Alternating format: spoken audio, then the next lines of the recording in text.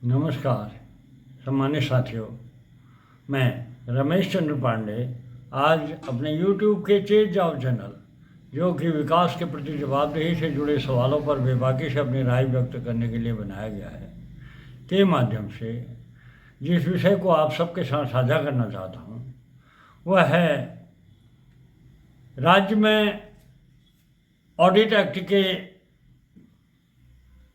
परिपालन की धरातलीय स्थिति और आज से लगभग 7 वर्ष पूर्व जनपद उधम सिंह नगर में हुए चावल संचरण में अनियमितताओं से संबंधित 600 करोड़ के चावल घोटाले की ऑडिट की रिपोर्ट में पर्दा डालने की तैयारी का खुलासा करना चाहता हूँ।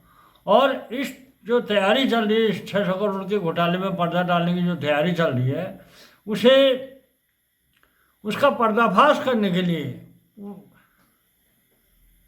जो अभी मानसून गैरसैंण में जो मानसून सत्र चल रहा है, उसमें मेरे द्वारा यहाँ विधायक सुमित हृदय जी को एक पूरे डिटेल में एक पत्र भेजा है और उनसे आग्रह किया गया है कि जनहित में इस विषय को सदन में उठाया जाए। जो पत्र सुमित हृदय जी को मेरे द्वारा भेजा गया है उसे मैं आपके साथ शेयर करना चाहता हूँ। सेवा में श्री सुमित हृदय जी, माननीय विधायक, विधानसभा क्षेत्र हल्द्वानी। विषय उत्तराखंड ऑडिट एक्ट 2012 के परिपालन की स्थिति के संबंध में। महोदय, उपर्युक्त विषय की पृष्ठभूमि में सादर अवगत कराना है कि आपकी माताजी स्वर्गीय डॉक्टर श्रीमती इंदिरा हृदय जी के राजनीतिक जीवन की अनेकानेक उपलब्धियों में से सबसे बड़ी उपलब्धि के रूप में उत्तराखंड लेखा परीक्षा अधिनियम 2012 का परिपालन नहीं होने से जहां एक ओर ऑडिट की उपयोगिता पर सवाल उठ रहे हैं, वहीं दूसरी ओर भ्रष्टाचार को उजागर करने वालों के हौसले पस्त और भ्रष्टाचार करने वालों के हौसले बुलंद हैं। इस संबंध में लोक सूचना अधिकार अधिनियम 2005 के तहत प्राप्त सूचनाओं के आधार पर निम्न बिंदुओं की ओर आपका ध्यान आकृष्ट करते हुए अनुरोध है कि जनहित में इन बिंदुओं को सदन में उठाने की कृपा करें। तो पहला बिंदु है अधिनियम की धारा 8(3) में वार्षिक लेखा परीक्षा प्रतिवेदन प्रतिवर्ष विधानसभा के पटल पर रखे जाने का प्रावधान है। इस नियम का पालन नहीं होने पर आरटीआई से प्राप्त सूचना को विभिन्न समाचार पत्रों के जरिए उजागर करते हुए इस पर सरकार के जीरो टॉलरेंस को लेकर सवाल उठाए गए। तो गत वर्ष सरकार द्वारा वर्ष 2014-15 से वर्ष 2021-22 तक 8 वर्षों के वार्षिक ऑडिट रिपोर्ट एक साथ सदन के पटल पर प्रस्तुत की गई। आश्चर्य का विषय यह रहा कि यह रिपोर्ट वर्षवार सदन में प्रस्तुत नहीं किए जाने के लिए न तो जवाबदेही तय की गई और न किसी के विरुद्ध कोई कार्यवाही की गई। परिणाम स्वरूप पुनः एक्ट के परिपालन में उदासीनता अपनाई जा रही है। उदाहरणार्थ 2 साल यानी कि 2022-23 एवं 23-24 की ऑडिट रिपोर्ट सदन के पटल पर अभी तक नहीं रखी गई है। तो ये था नियम 8(3) का, धारा 8(3) का हवाला दिया गया का परिपालन नहीं होना।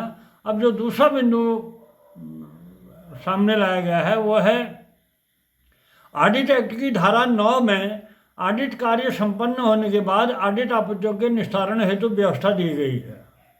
उत्तराखंड लेखा परीक्षा अधिनियम 2012 की धारा 9 उपधारा 5 ख के क्रम में शासनादेश संख्या 159 दिनांक 7 अक्टूबर 2016 द्वारा ऑडिट प्रस्तरों के निस्तारण हेतु विभागीय लेखा परीक्षा उप समिति, विभागीय लेखा परीक्षा समिति एवं राज्य स्तरीय परीक्षा समिति का पुनर्गठन करते हुए इन समितियों के कर्तव्य एवं दायित्व निर्धारित किए गए हैं।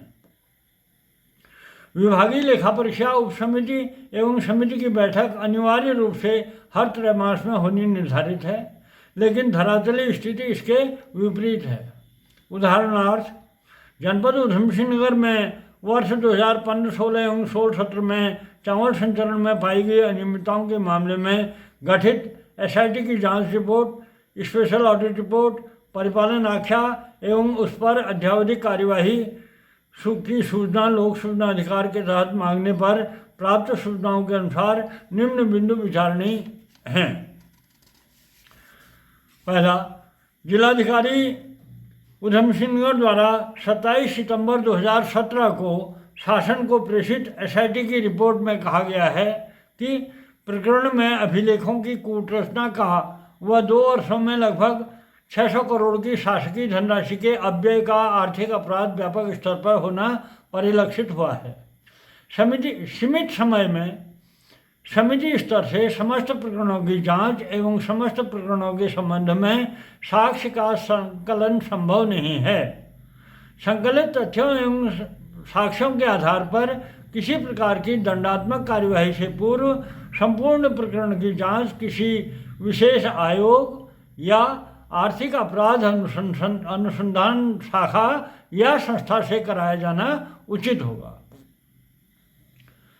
एसआईटी की उक्त संस्तुति पर शासन द्वारा 23 अक्टूबर 2017 को उक्त प्रकरण की विशेष लेखा परीक्षा कराने के आदेश दिए, जिसके परिपालन में ऑडिट टीम द्वारा 31 मई 2018 को ऑडिट कार्य समाप्त किया गया। शासन द्वारा 3 जून 2020 को जारी स्पेशल ऑडिट रिपोर्ट में भी एसआईटी द्वारा अगणित 600 करोड़ के शासकीय धन के अपव्यय की पुष्टि की गई है। खाद्य विभाग द्वारा उक्त स्पेशल ऑडिट रिपोर्ट का परिपालन ऑडिट निदेशालय को भेजा गया, लेकिन परिपालन की प्रक्रिया ऑडिट एक्ट के अनुरूप नहीं होने के कारण वित्त विभाग द्वारा आपत्ति के साथ लौटाया गया और अपेक्षा की गई है कि परिपालन आख्या के साथ विभागीय लेखा परीक्षा उप समिति एवं समिति की बैठक का कार्यविरोध व संस्तुति भी भेजें। उक्त से स्पष्ट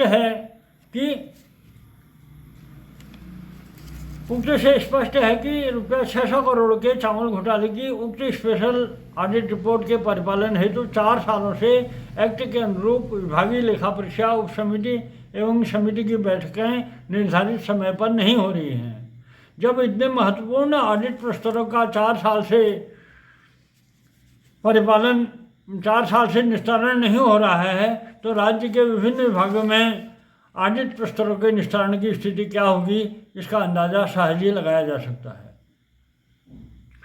इस पूरे मामले में जो ये मामला है, इसके पूरे मामले में सबसे जो महत्वपूर्ण तथ्य है वह है जो सवाल उठाया गया है, जो जिस सवाल की ओर मेरे द्वारा विशेष ध्यान आकर्षित किया गया है, वह है उक्त प्रकरण में एसआईटी द्वारा की गई संस्तुति के क्रम में हैरतअंगेज पहलू यह भी है कि प्रकरण की जांच किसी विशेष आयोग या आर्थिक अपराध अनुसंधान शाखा या संस्था से क्यों नहीं कराई गई। जब एसआईटी ने अपनी रिकमेंडेशन में स्पष्ट तौर पर कहा था कि इस पूरे प्रकरण की जांच किसी विशेष आयोग या आर्थिक अपराध अनुसंधान शाखा से कराया जाना उचित होगा, तो इस रिकमेंडेशन के विपरीत स्पेशल ऑडिट क्यों कराया गया, ये सबसे बड़ा एक सवाल है।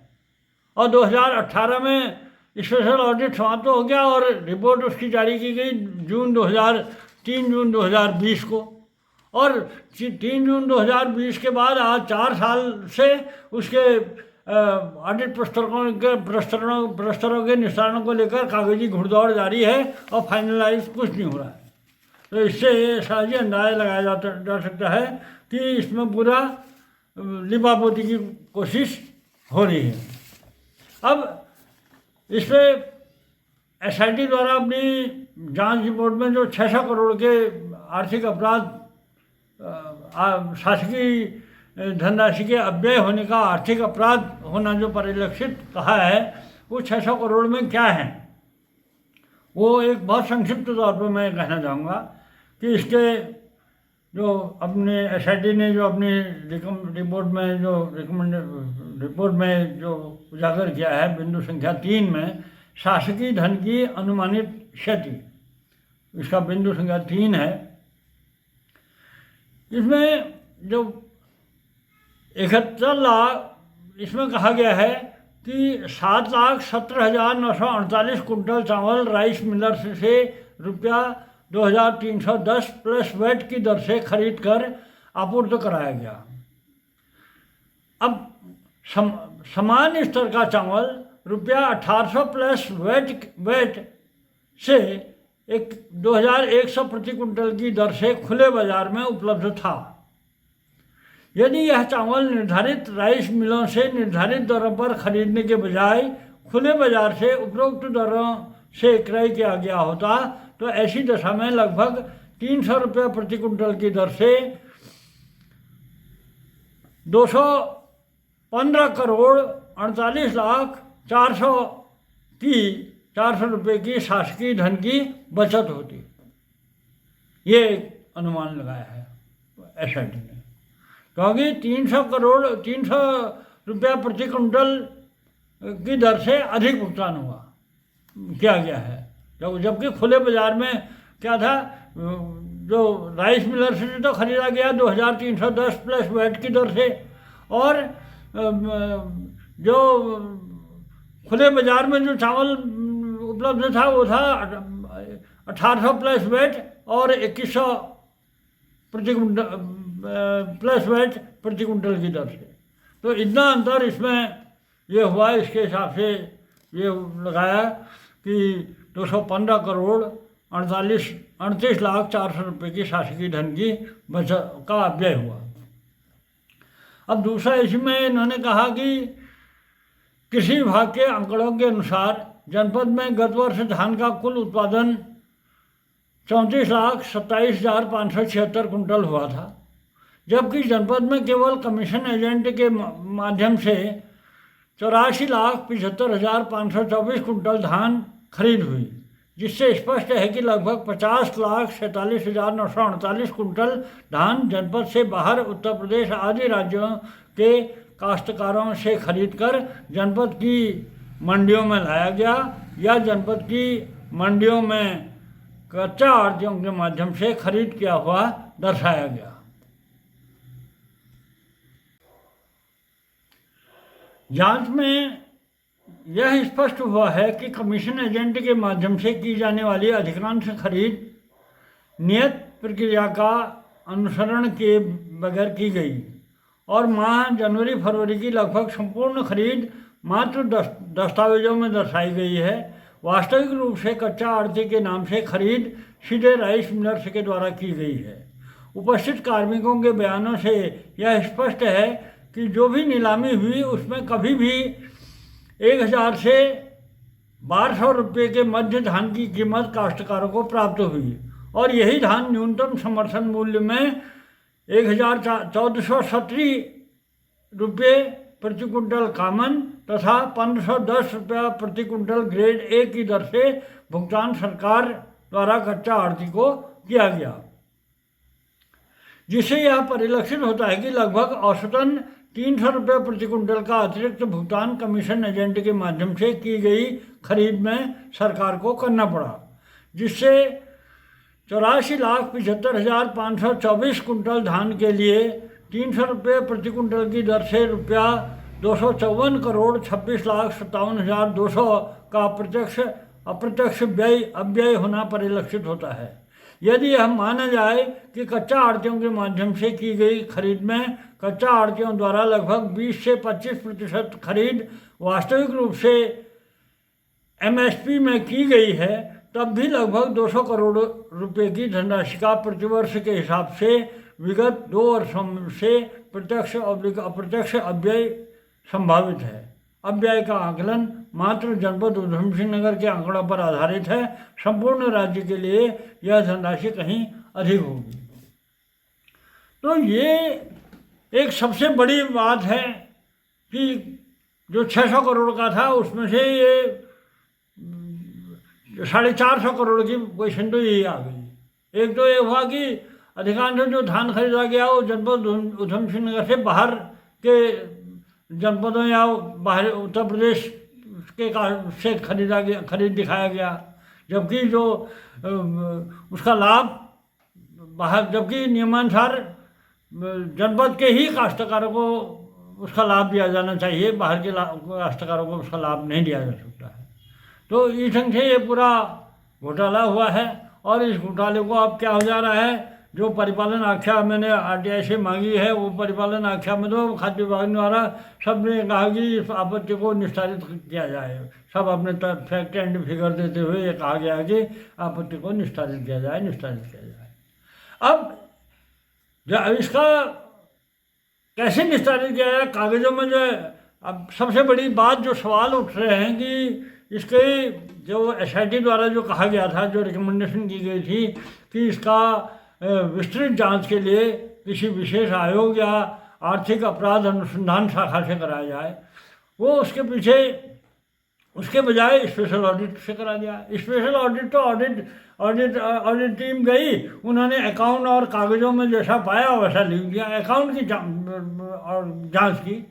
लेकिन जैसे एसआईटी ने है सारे लोगों से के बयान ले रखे हैं, मौके पर रिकॉर्ड को अपने कब्जे में ले रखा है, लोगों के बयान ले रखे हैं, धरातली निरीक्षण किया है, फिजिकल वेरिफिकेशन किया है। लेकिन जो ऑडिट टीम का काम ये नहीं है। ऑडिट टीम ने तो सीधे से जो अकाउंट्स जो और जो उनके सामने अकाउंट से संबंधित अभिलेख आए, वाउचर आए, उनके आधार पर ही अपनी रिपोर्ट तैयार कर दी। तो अगर ये किसी विशेष आयोग या आर्थिक अपराध अनुसंधान शाखा से इसका की जांच होती तो और भी व्यापक स्तर पर ये घोटाला और भी व्यापक स्तर पर परिलक्षित होता। और लेकिन ऐसा न करके अब जो स्पेशल ऑडिट हुई, एसआईटी के बाद स्पेशल ऑडिट कराने का तो कोई औचित्य नहीं था। तो ये सबसे बड़ा सवाल यहाँ पर आया है कि इस राज्य का सबसे बड़ा घोटाला था ये। और उस घोटाले में जो एसआईटी की रिपोर्ट आज हर जगह में कहते हैं एसआईटी की जांच कराई जाए। एसआईटी ने अपनी जांच कराई तो इसमें दो सवाल उठते हैं। एक सवाल ये भी उठता है कि शासन ने उसको एसआईटी की जांच करने के लिए 15 दिन का समय दिया। जब इतने व्यापक स्तर पर इतना घोटाला नजर आया था तो क्या एसआईटी ने जांच की समय सीमा बढ़ाने के लिए रिक्वेस्ट की थी? ये भी एक विषय है। और चलो वो भी नहीं किया तो, लेकिन एसआईटी ने जो रिकमेंडेशन की थी उसको नज़रअंदाज करते हुए उसका स्पेशल ऑडिट क्यों कराया गया? अब स्पेशल ऑडिट रिपोर्ट को 4 साल से वो स्पेशल ऑडिट को लेकर कागजी घुड़दौड़ चल रही है और अंततः इसका जो भी अंजाम होगा। लेकिन फिर अब दूसरी बात इसमें ये भी है, 31 मई 2018 को जब ऑडिट टीम द्वारा ऑडिट समाप्त करा दिया गया था तो फिर वित्त विभाग के द्वारा फिर इसका दोबारा ऑडिट कराया गया, दूसरी ऑडिट टीम भेजी गई कि यहाँ देखो क्या है। तो लगातार जो कुछ है ऑडिट, स्पेशल ऑडिट को लेकर जो भी पॉइंट, तथ्य, फैक्ट और फिगर जो लग रही हैं, उससे लग रहा है कि इसकी लिपापोती और इसमें पर्दा डालने की भरपूर कोशिश हो रही है। तो आगे इसमें जो भी डेवलपमेंट होगा या अब ये सदन में ये मामला उठता है या नहीं उठता है, जन जन के बीच में ये पूरा चर्चा का सवाल है। इस बात को सरकार के ध्यान आकर्षण करने के लिए हमने अपने स्तर से भी हमने पूरे प्रयास किए हैं। मीडिया के जरिए भी इस सवाल को सबके संज्ञान में लाया गया है।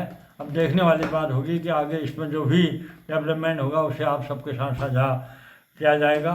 और तब तक के लिए आपसे गुजारिश है कि मेरे तेज जाओ चैनल को लाइक, सब्सक्राइब और शेयर करते रहें। धन्यवाद।